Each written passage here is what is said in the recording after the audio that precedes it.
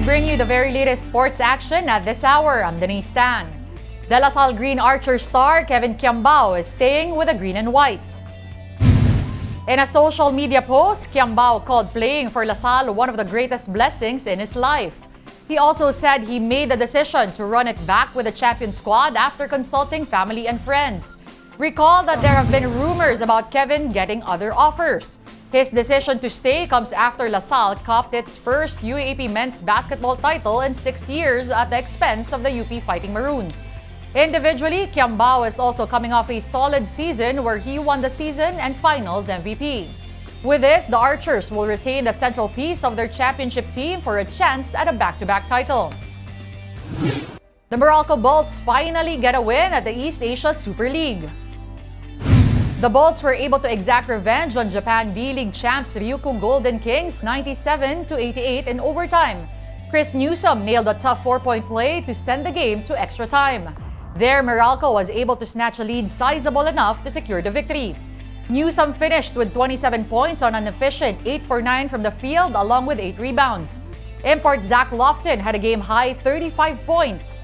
The win makes Meralco the first Pinoy team to notch a victory in the tournament. The Converge Fiber Xers finally scored a breakthrough win in the PBA Commissioner's Cup. The TNT Tropang Giga meanwhile snapped out of a short slide. Here's the story. The Converge Fiber Xers entered the game against the Terra Firma Jeep in dire need of a victory. With both teams coming off consecutive losses, the two squads went neck and neck all game, forcing an extra 5 minutes. In overtime though, Converge staged an 11-3 run to secure the win. Final 103-94.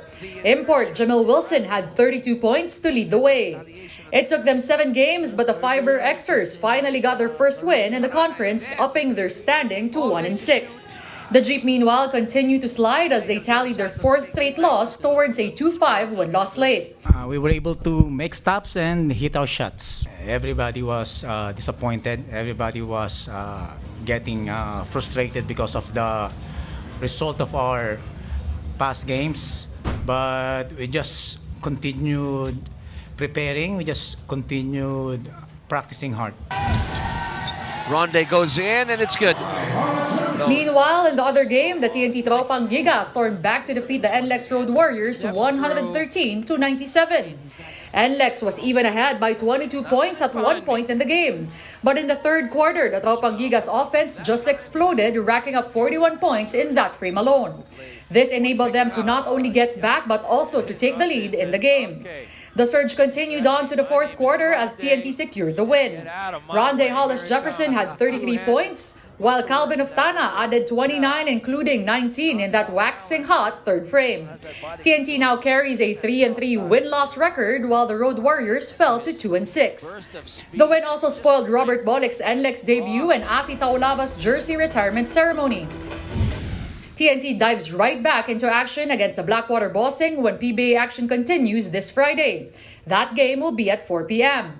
Up next is a classic matchup of sister squads San Miguel Beermen and Barangay Ginebra Gin Kings. That will be at 8 in the evening. This is the game on One News Now. We have more stories for you after this breather. Stay with us.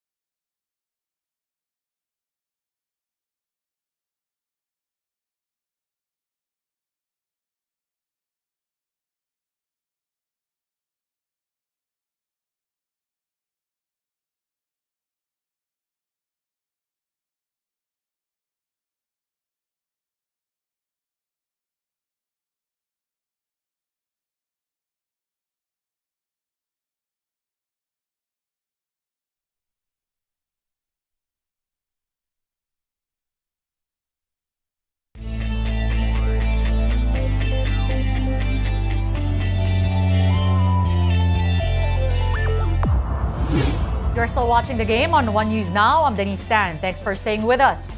The PVL All-Filipino Conference Finals kicks off today. The Creamline-Choco Smashers will begin their title defense in the biggest stage against the Choco Mucho Flying Titans. That will be at 6 p.m. at the Mall of Asia Arena. Creamline has yet to see a loss so far this conference after sweeping the 11-game elimination round and the semi-series against the Cherry Tigo Crossovers. Choco Mucho, meanwhile, is set to appear in their first final series after taking down the Cignal HD Spikers. Before that game, though, Cherry Tigo and Cignal will face off in a battle for third. That's at 4 p.m. in the same venue. Catch both those action-packed matchups on One Sports, One Sports Plus, and the Pilipinas Live app. The onset of the finals between Creamline and Choco Mucho is expected to draw a big crowd. The two undisputedly most popular clubs in the volleyball scene will face off in a dream matchup. The sister teams have not played each other in the finals, though they had met before in the eliminations. In fact, two matchups between the two teams drew record crowds of more than 14,400 and more than 19,100 people. Apart from popularity, the matchup is also anticipated since it's the top two teams of the conference playing. Choco Mucho's only loss was courtesy of Creamline. Meanwhile, the F2 Logistics Cargo Movers have announced their disbandment after 8 years as a pro team. In a statement, F2 said it is shifting its focus to grassroots development of players. It noted that support for the De La Salle and University of Perpetual Help volleyball teams will continue. The Cargo Movers also thanked their players, coaches, sponsors, as well as supporters. The team also noted that injuries have slowed down their pace in the past few years and was one of the reasons for disbandment. In a separate statement, the PVL acknowledged with a heavy heart the withdrawal of F2. The league said the presence of the team brought more intense competition in the league. F2 has bagged 6 titles, 4 runner-up finishes, and 3 medals.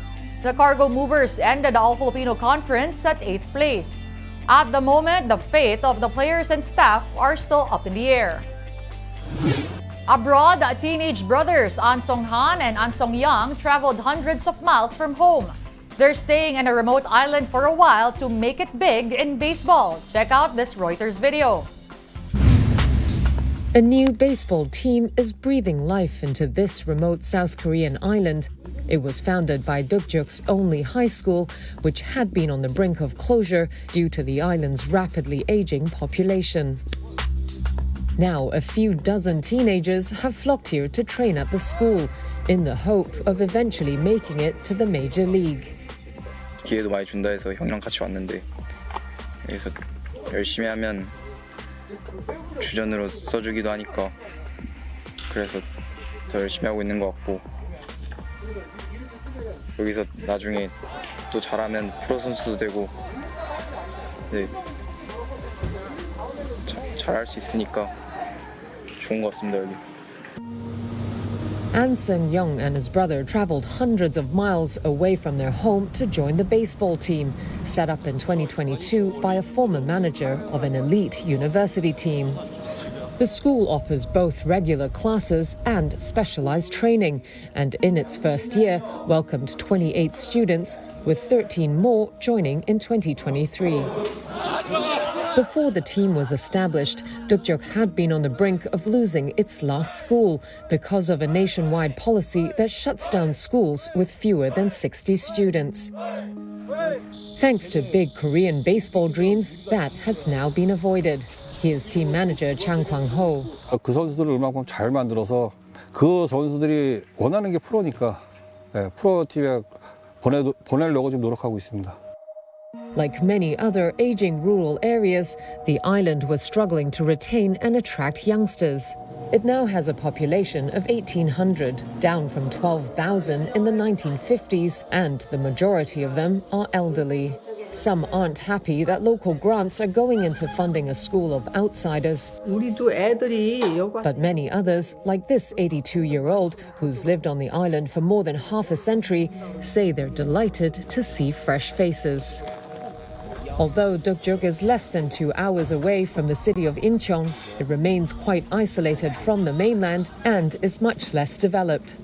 For the An brothers, that suits them just fine, as it means they're free to focus on their sport. 여기 진짜 아무것도 없어가지고 할 수 있는 게 진짜 운동장이랑 거기에 공도 있고 해가지고 할 수 있는 게 진짜 야구뿐이어가지고 그냥 심심하면 야구하고 뭐 그런 걸로 할 수 있어서 그런 목표에 갈 수 있을 것 같아요.